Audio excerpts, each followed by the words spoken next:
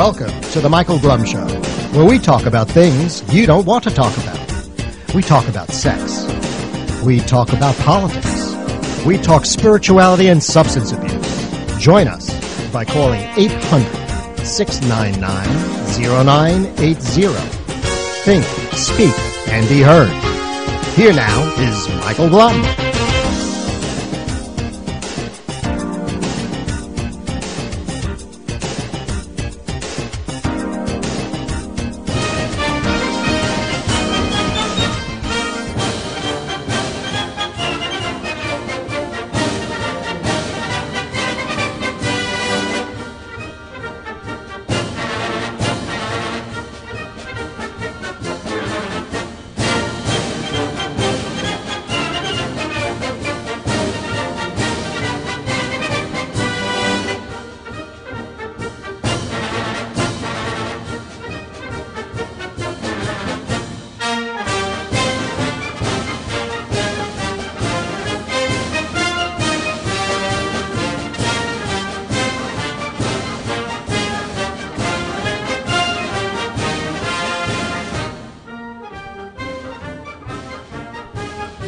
La la la la la la la la.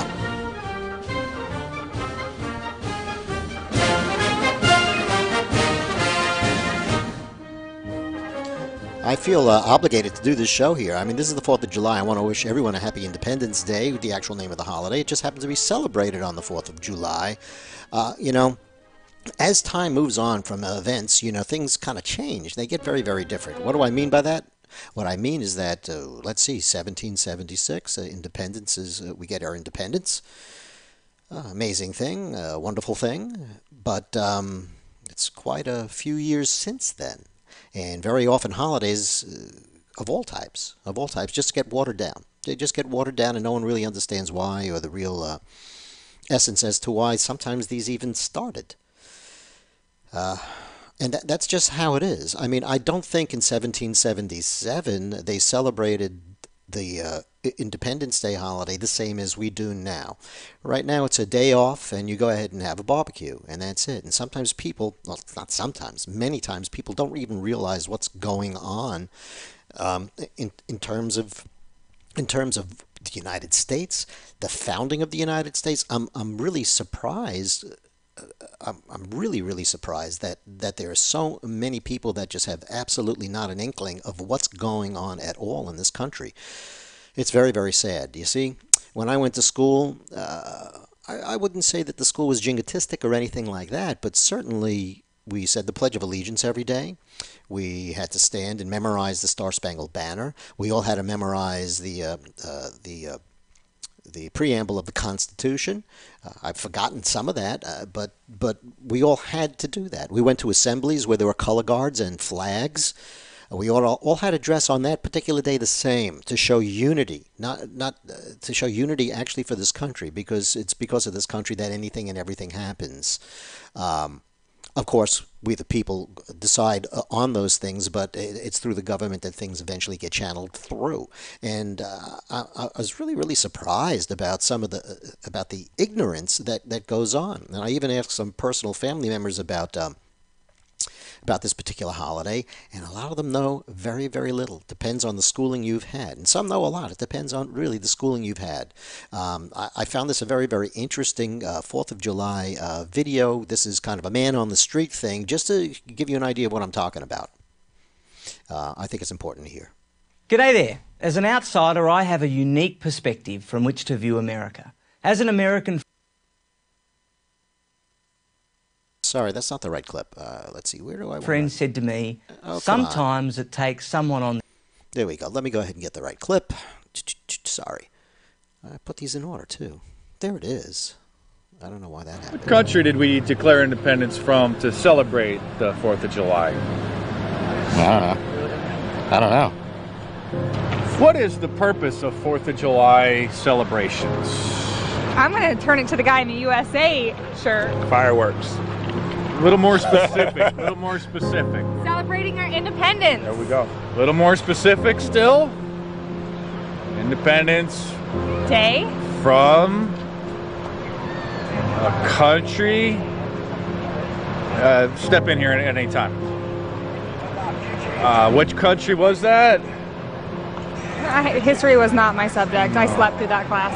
And happy 4th of July. Thank you. Happy 4th to you guys. To me, When any Jesse American, Ventura, John Wilkes Booth, Any and the American other who doesn't know founding this stuff fathers isn't an signed American. the Declaration of Independence. What year was that? 1870 something, but I don't remember the specific year. What's the purpose of 4th of July weekend? No, celebrate our independence. A little more specifically, please. I really don't know. I don't know. I mean, that's all I know. I'm revoking your celebration. You're no longer allowed to celebrate. Celebration canceled. Name 2 of the founding fathers of the United States. Oh man, you had to start there, huh? Washington. Hey, I'd asked him, not you. Okay, name one more. George and Lincoln. Hey, pipe down over there. It was supposed to be. You're not putting this one on the We're going to internet. have to deport you. No, you don't deserve to be an American. Yeah. Get out of our country. What year did the Declaration of Independence get signed? Just you. You first. Oh, Watch your mouth. I'm sorry. I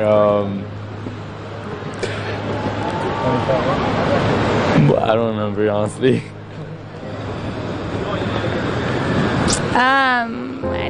1875. What year was the Declaration of Independence signed?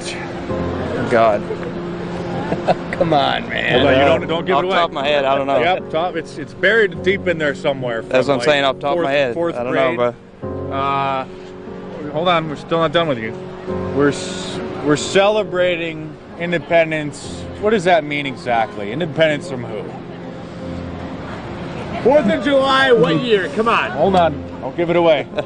Come on, man. You putting him on the spot. You put him on the spot. He needs a safe space. 4th of July weekend, we celebrate the Civil War victory, the North over the South, freeing of the slaves. What are you going to be doing to commemorate that? It's a good question. Probably just out with family, friends, enjoying ourselves. We're out in San Diego, we got to enjoy the sun, This is the how surf, CNN weather, good people. gets year was low the information Declaration of voters. They just make Independence crap up, signed? and people believe it to be That, my fact when friend, it's has nonsense. been a long time for me. 4th of July weekend, we sort of celebrate John Wilkes Booth, Jesse Ventura, the other founding fathers. Who's your favorite founding father? My favorite founding father is. Who you got to pick out of? Oh no, who are my choices? Any of them? This isn't multiple choice. Oh, okay.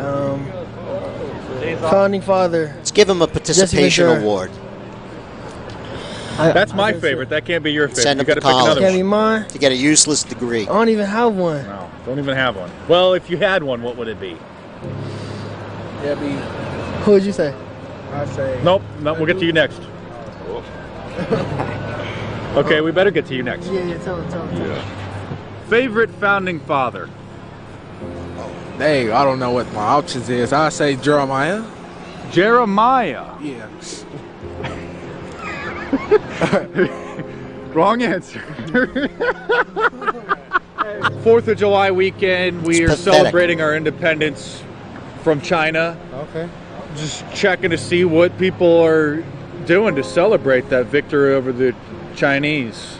Well, I mean, the families always get together, and they just come to the beach and just, have a good time. They just barbecue. Smoke some weed. Yeah, you know how that goes. But I mean, it's just a family Forget day, about our history and just have some good times, right? Yeah, I mean, everybody's just having a good time. I think to have most too people, good of a time, I think. most people forgot what it's They really about. definitely have. But Thanks I mean, for demonstrating it that. brings everybody together, It though, does. which is That's a good all that thing. matters, though. Yeah, that's really all that it's about, When we won World War II, celebrating the victory over the axis of evil on 4th of July, just checking to see what you're going to be doing to celebrate the victory over the Nazis this weekend.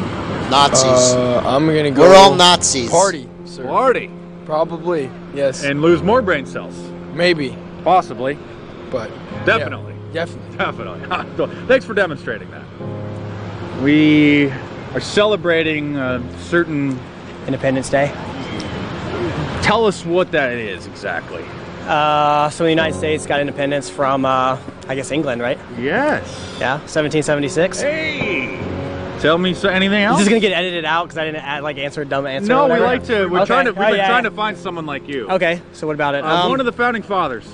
Benjamin Franklin. All right. Thomas Jefferson. Alexander Hey. Hamilton. All right. John Hancock. Yes. Thank you for thinking. Yes, sir. That was great. Yeah. Appreciate that. Yes, sir. Nice to meet you guys. Thanks, guys. We, the people of the United States, in order to form a more perfect union, establish justice, ensure domestic tranquility, provide for the common defense, promote the general welfare, ensure domestic tranquility to ourselves and our posterity, do ordain and establish this Constitution for the United States of America. Happy 4th of July, y'all. Have a great one. Yes. Well, there you have it. I mean, whenever I see videos like this, I think like that guy did, that maybe they're just picking idiots, and anyone and everyone who knows, they just get rid of them or they edit them out. I did this survey myself with a couple of people that I know, and unfortunately, the majority of what you saw is the majority of what people know, or I should say is really the majority of people, what the majority of people don't know. Very, very little about the United States. No wonder the left hates it so much.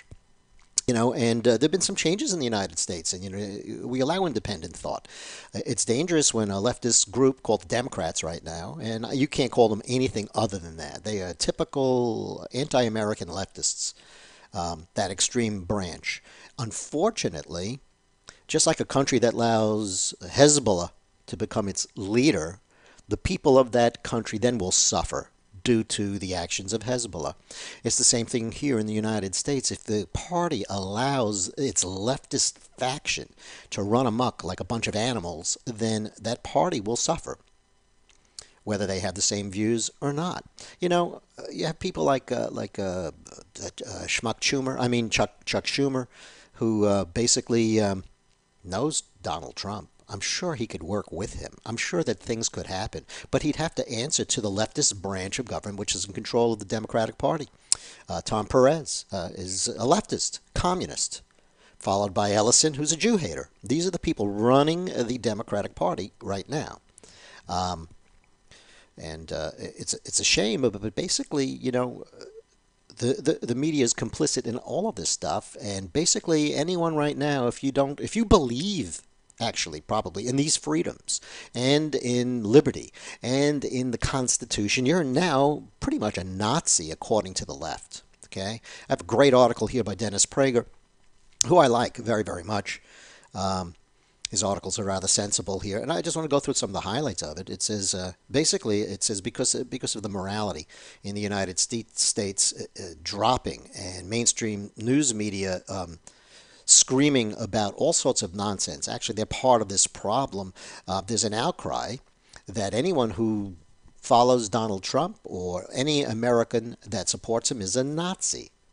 And the media go along with it and call people Nazis all the time. Now, Nazism is a very special thing. Here you have the government itself, elected officials that decide that one race of people need to be killed and exterminated from the earth.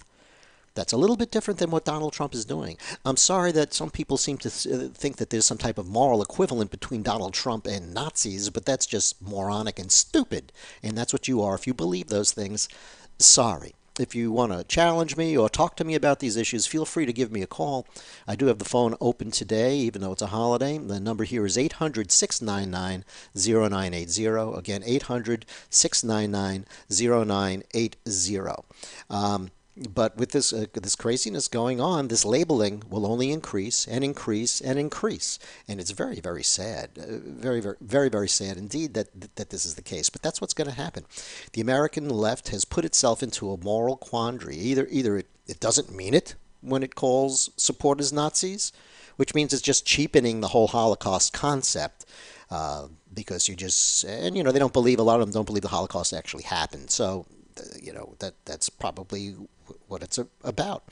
Okay, but morality, if you if you think of it the way that the left thinks of it, if you are a Nazi, if we can equate you and you become a Nazi because you disagree with their policies, what do you do with Nazis?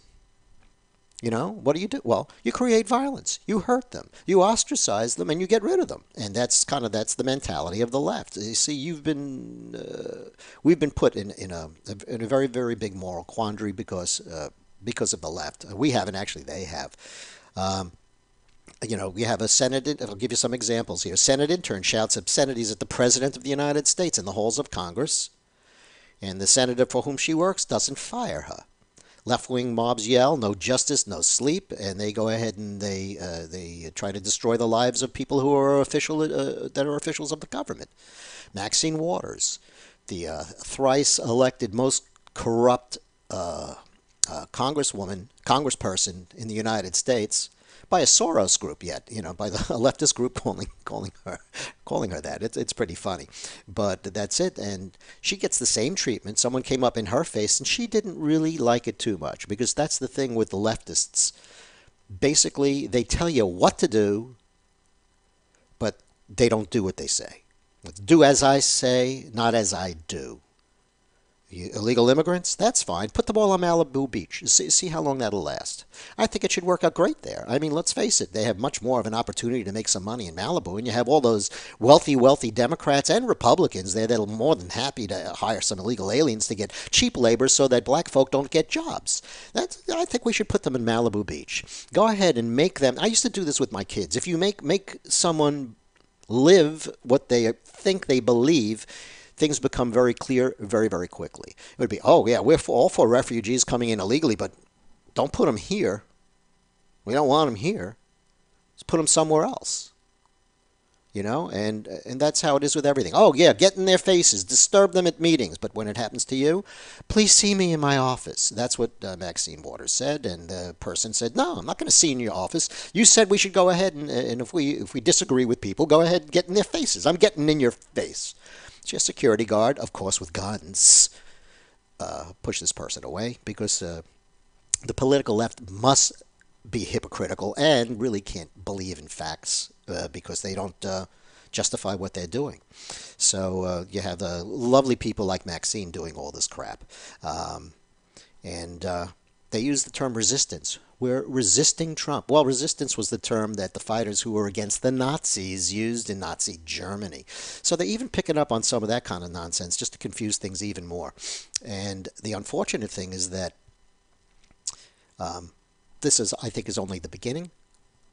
I believe that the left, if they don't get their way, they will commit violence, period. And that's what they'll do. I mean, they have already. They tried to shoot up a whole bunch of Republicans playing ball a year or so ago. So that's where I think it's headed. I think the media is complicit in it and is fanning the fires and flames of violence. Basically, they want it. If it bleeds, it leads. That's the news media thing. It's got to sell stuff. So basically, one liberal writer who asked, his name was Peter Beinart of The Atlantic, asked a year ago, if you believe the President of the United States is a racist, fascist movement that threatens the rights, if not the lives, of vulnerable minorities, how far are you willing to go to stop it? When conservatives, even one as critical as like Ben Shapiro, who can't stand Donald Trump, need the protection of bodyguards and police officers in riot gear when speaking at an American college campus, it's clear where we're going. There was a biology professor, Dr. Brett Weinstein, who was at the Evergreen State University, a real lunatic university, refused to cooperate when left-wing students demanded that all white folk leave the campus for a day. They want a non-white person campus for a day. And he refused to leave. And eventually the university told him, look, we can no longer guarantee your safety here. So he left. Then you had another speaker in 2017, Charles Murray, who was set up to speak at the Middlebury College, and there was a left-wing mob outside, Antifa-ish, I'm sure promoted by Soros and other groups like that. It's always the same bunch of people. You can go back to the Chicago 7 in the Democratic Convention in the 60s. It's the same thing. Once it's like never leave a crisis untouched. You have to go ahead and utilize it. So you have groups of people that utilize that all the time. But this guy, basically, Professor Charles Murray, he had to be ushered with police escorting him off the campus. And a liberal professor who had asked him to come there was injured, and she wound up in a neck brace. So this is the inclusive kind people that used to be the centrist Democrats. This party is gone. Democrats got a big thing. They ain't going to be no blue wave. They're going to wave it goodbye. That's what's going to happen. But there are people, young people, misinformed, uneducated. Denzel Washington said something very interesting. He said that, and I almost never quote celebrities because most of them, I don't value what they have to say too much. But I thought this was interesting. He said, if you don't watch the news, then then you're not informed, and if you watch the news, you are misinformed. And I think that's true. It's pretty interesting, and I think that's true. Let's see what else we have here. So the New York Times recently reported also left-wing intellectuals regret the historic liberal defense of free speech. So now the left doesn't want free speech. And there's no question that if the left has its way and does what it wants to do, most conservative, if not all conservative opinions will be banned legally. And those who express them will be arrested. That is the left, and that's how it's going to work with them. It's a shame, but that's what it is. That's what it is. I'm talking about America, and I think what makes America really unique and wonderful and all of that. And I want to play another video that kind of expresses that a little bit better than I can. G'day there. As an outsider, I have a unique perspective from which to view America. As an American friend said to me, sometimes it takes someone on the outside to remind us what we're like on the inside. I'm an Australian, you might have already guessed that, and I love my home country, and I am proud that my nation has long been a reliable American ally. But I know that Australia is not America, and that my country has not achieved what America has achieved. No country in human history has. What makes America different? There are many answers. But start with one you might not have thought of. Most people think America is all about success. I see it a little differently. I think America is all about failing. Most people in the world don't get the chance to fail, but Americans take it for granted. Only Americans say, if at first you don't succeed, try again. There's even an academic study to prove this. According to a study by Harvard Business School professor Stephen Rogers, most entrepreneurs fail 4 times before they succeed. Success takes timing and hard work, some good luck, many other factors.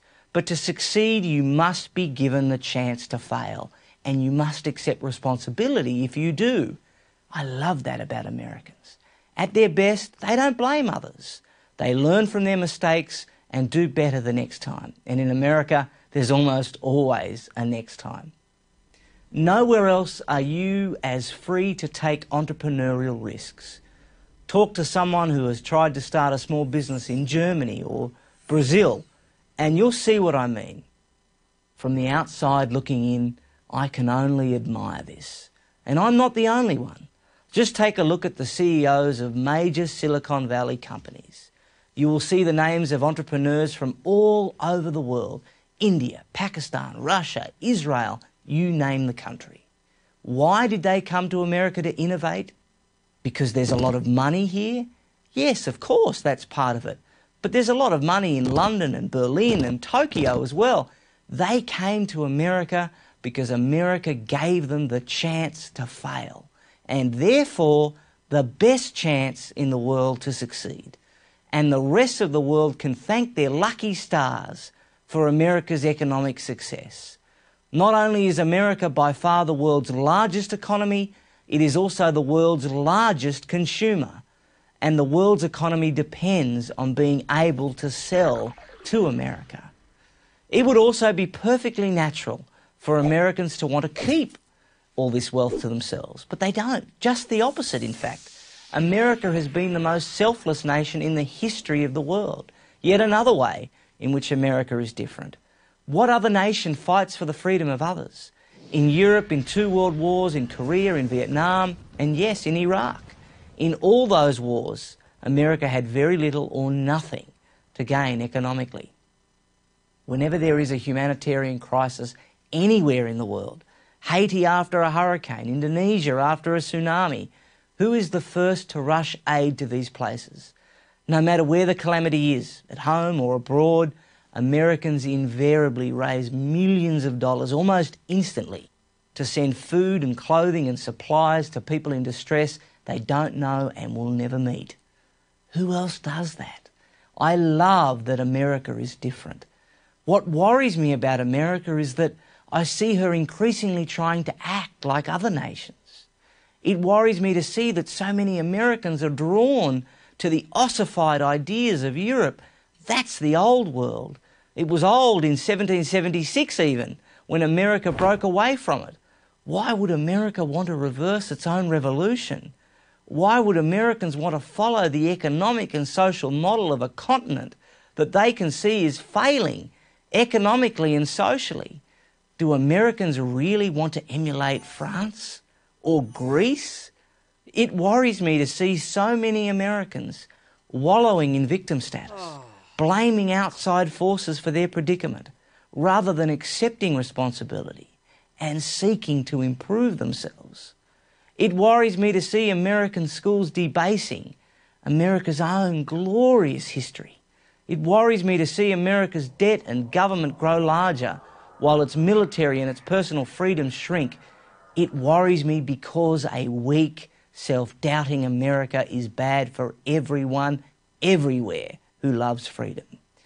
But these worries never last long, because each time I visit America, I encounter a people who are confident, competitive, courageous, faithful, idealistic, innovative, inspirational, charitable, and optimistic.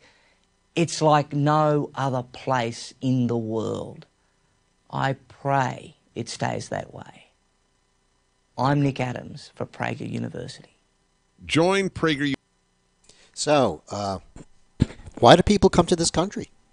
You know, I'm throwing that out as a question. Feel free to give me an answer. 800-699-0980. Again, 800-699-0980. I'm sorry, I forgot to put the phone number up on the titles, but it's 800-699-0980. I mean, why do people come to this country?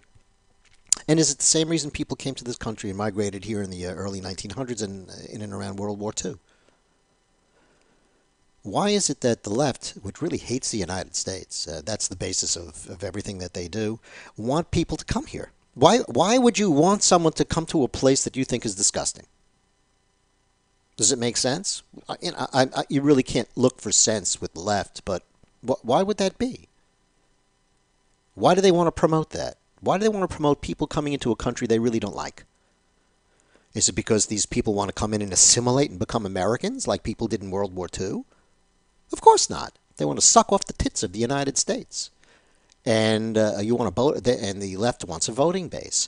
So how the left works is they go ahead and they secure their voting base. It could be like Black America, which they do nothing for. The Congressional Black Caucus should be renamed something else. The Congressional Black Cretans, because they do nothing. They've been in power. They're like the Jesse Jacksons of the Senate. Of the House. They grandstand, they're racist, and they give no support back to the black communities, which suffer under their rule, because they always get their vote. So this is the new slavery, new plantations, and don't think it's not true, because it is. Let's face it, who owned the slaves to begin with? Oh, the Democrats. Who was the people that were against civil rights? The Democrats. The Democrats are and have always been the party basically of hate.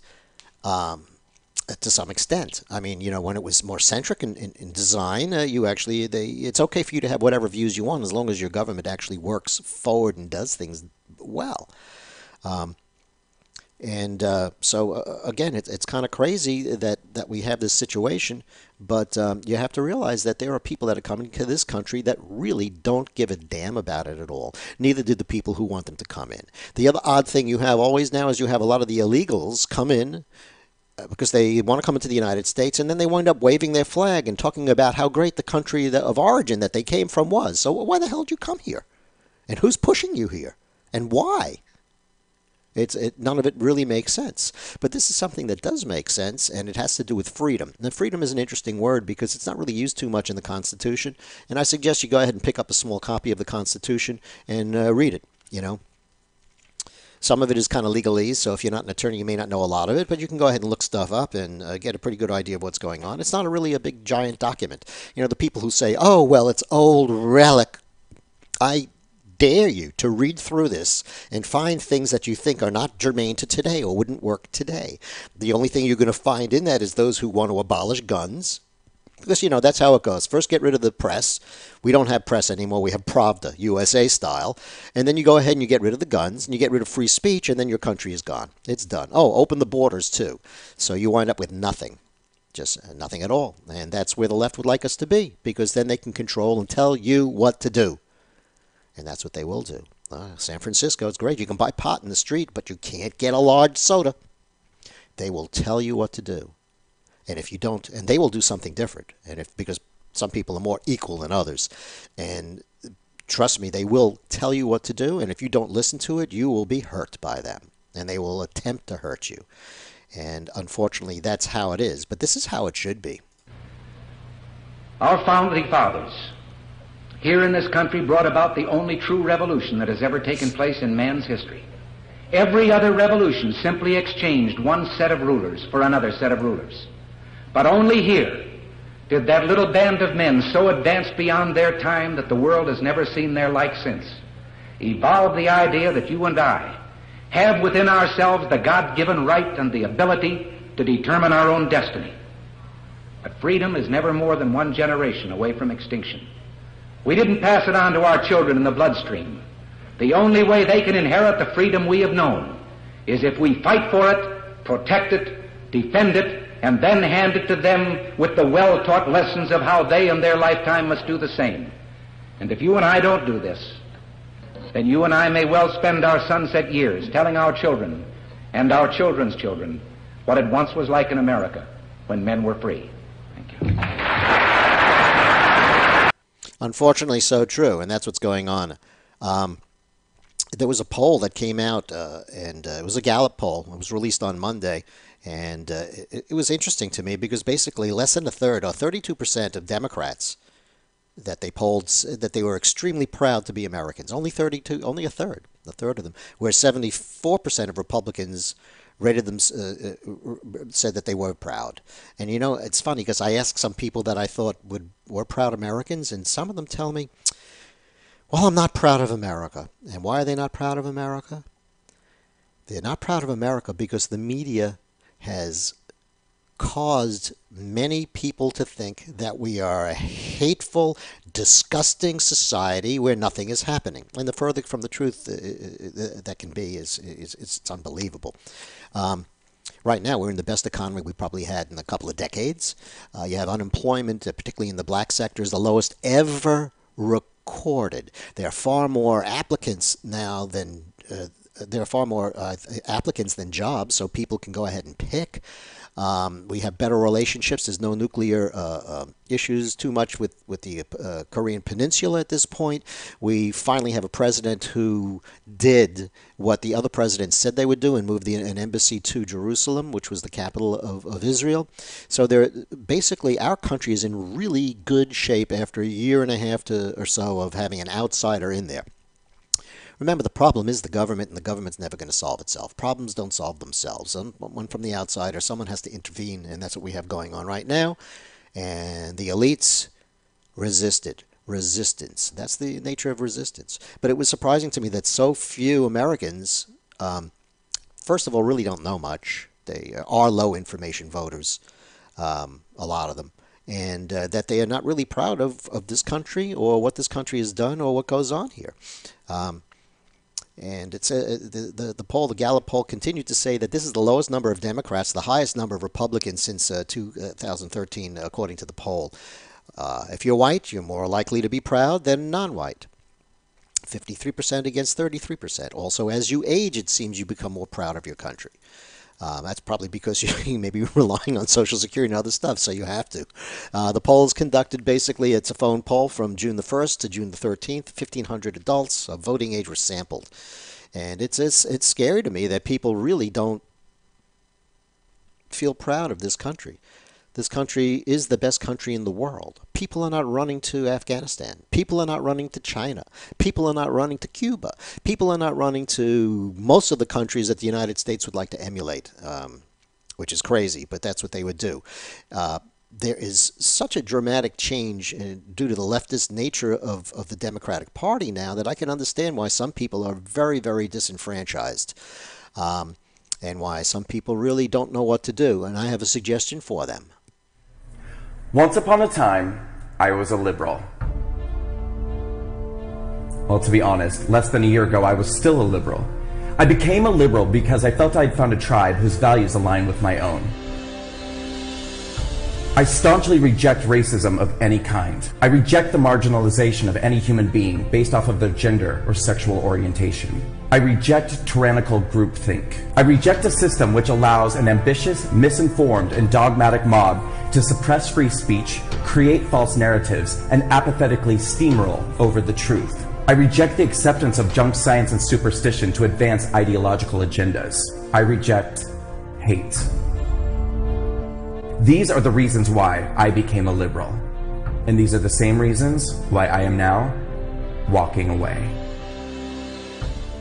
For years now, I have watched as the left has devolved into intolerant, inflexible, illogical, hateful, misguided, ill-informed, un-American, hypocritical, menacing, callous, ignorant, narrow-minded, and at times, blatantly fascistic behavior and rhetoric. Liberalism has been co-opted and absorbed by the very characteristics it claims to fight against. For years now, I've watched as people on the left have become anesthetized to their own prejudices and bigotry, and the prejudices and bigotry of those around them who echo their values. I have watched as formerly sensible people who claim to reject racism have come to embrace the principles of universally hating and blaming all of society's problems on all people who have white skin. I have witnessed the irony of advocacy for gender equality morph into blatant hatred and intolerance of men and masculinity. I have seen the once earnest fight for equality for the LGBT community mutate into an illogical demonization of heteronormativity and the push to vilify and attack our conventional concepts of gender. These same self-proclaimed victims of intolerance now turning on the gay community that they attached themselves to advance their agenda, now calling gay people privileged and themselves victims of injustice. I have watched as the left has allowed themselves to become hypnotized by false narratives and conclusions perpetuated by social justice warriors who misrepresent and misconstrue facts, evidence, and events to confirm their own biases that everyone who does not comply with their prejudicial conclusions and follow their orders is a racist, a bigot, a Nazi, a white supremacist, homophobic, Islamophobic, xenophobic, misogynistic, and alt-right extremist. And I have watched as they have used these heartless and carelessly assigned labels to intimidate, threaten, bully, silence, attack, unemploy, blacklist, and destroy anybody who dares to fight back. They'll come for me, and then they'll come for you. And worst of all, the Democratic Party and the liberal media has embraced, affirmed, aided, and abetted this cult ideology. In an effort to gain voters and maintain power, the Democratic Party that I once loved has joined forces with the extremist left. The Democratic Party and the liberal media now believe their own ill-gotten conclusions and have ominously decided that they, and only they, know the remedy for society's ills. The left has decided that the solution to problems with race relations in America is more racism. The left believes that attacking, insulting, and dehumanizing one group of people elevates another. The left now believes that there are no boundaries when telling lies, omitting the truth, or misrepresenting facts when telling the news, because their end justifies their means. The left has now decided that its point of view is the only acceptable one, and that suppressing, censoring, and banning open dialogue and debate is virtuous and progressive. The Democratic Party has adopted a deleterious belief system, happily and without skepticism, separating people into groups based off of identity and then organizing them into camps of victims and oppressors. If you are a person of color, an LGBT person, a woman, or an American immigrant, the Democratic Party wants you to know that you are a victim and destined to stay that way. They will insist that you are a victim doomed to exist within a system that is rigged against you, that you are a victim of systemic oppression, that you are a victim of your circumstances, and that no amount of hard work or motivational action will ever allow you to overcome your victimhood or the privilege of those around you. This is perhaps the Democratic Party's greatest and most insidious lie. But if you are a minority in America today, the left-wing politicians and the liberal media don't want you to ever discover this lie. So they bombard us with stories designed to reinforce the narrative that you are in danger, that you cannot succeed. They manipulate your fears and concerns by telling you that you are disadvantaged, disempowered, and disposable to everyone except them. They will tell you that you need them. They will tell you that you are only safe under their supervision. They will promise to liberate you from all that chains you. And then they will do absolutely nothing for you. Once upon a time, I was a liberal. But liberalism has changed, and I will no longer be a part of an ideology or political party that represents everything that contradicts my values of unity, equal opportunity, personal empowerment, compassion, and love. So I am walking away. And I encourage all of you to do the same. Walk away.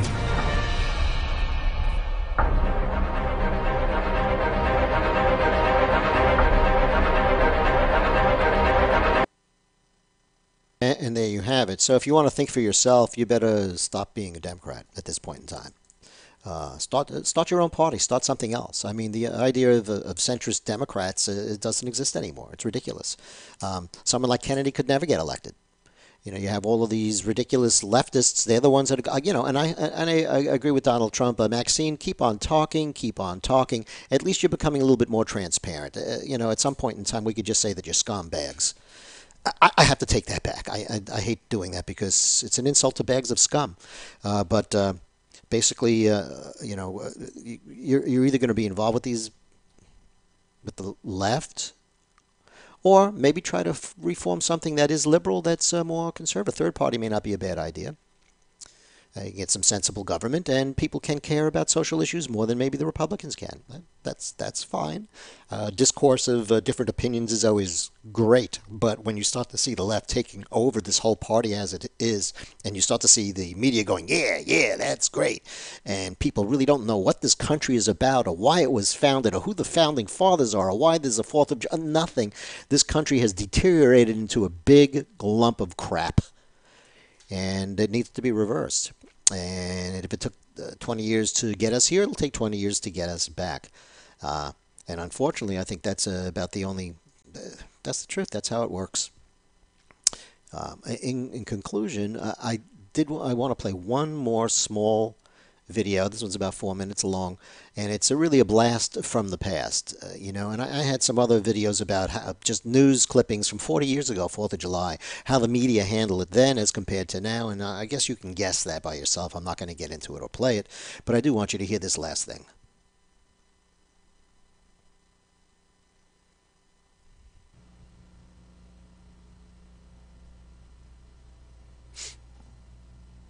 I remember a teacher that I had.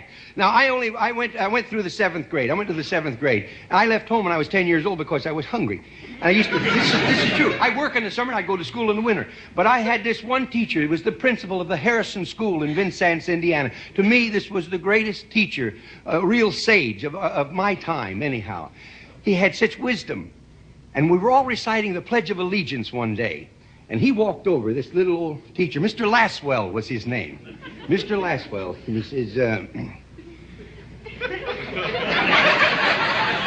he says, I've been listening to you boys and girls recite the Pledge of Allegiance all semester, and it seems as though it's becoming monotonous to you. If I may I recite it and try to explain to you the meaning of each word? I, me, an individual, a committee of one, pledge, dedicate all of my worldly goods to give without self-pity, allegiance, my love and my devotion to the flag, our standard, Old Glory, a symbol of freedom. Wherever she waves, there's respect, because your loyalty has given her a dignity that shouts, freedom is everybody's job. United. That means that we have all come together. States, individual communities that have united into 48 great states. 48 individual communities with pride and dignity and purpose. All divided with imaginary boundaries, yet united to a common purpose. And that's love for country. And to the Republic, a state in which sovereign power is invested in representatives chosen by the people to govern. And government is the people. And it's from the people to the leaders, not from the leaders to the people, for which it stands. One nation, meaning so blessed by God, indivisible, incapable of being divided, with liberty, which is freedom, the right of power to live one's own life without threats, fear, or some sort of retaliation. And justice, the principle or qualities of dealing fairly with others. For all, which means, boys and girls, it's as much your country as it is mine. And now, boys and girls, let me hear you recite the Pledge of Allegiance. I pledge allegiance to the flag of the United States of America and to the republic for which it stands, one nation, indivisible, with liberty and justice for all. Since I was a small boy, 2 states have been added to our country, and 2 words have been added to the Pledge of Allegiance: under God. Wouldn't it be a pity if someone said that is a prayer and that would be eliminated from schools too?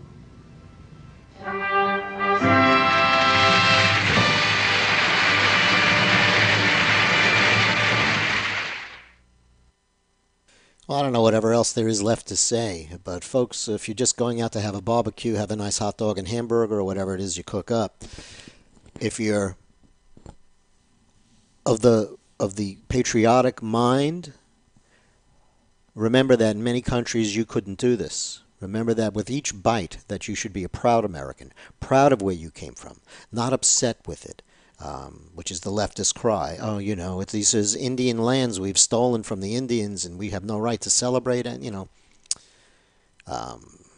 we were a nation in 1776. It is now 2018. Time to grow up, folks.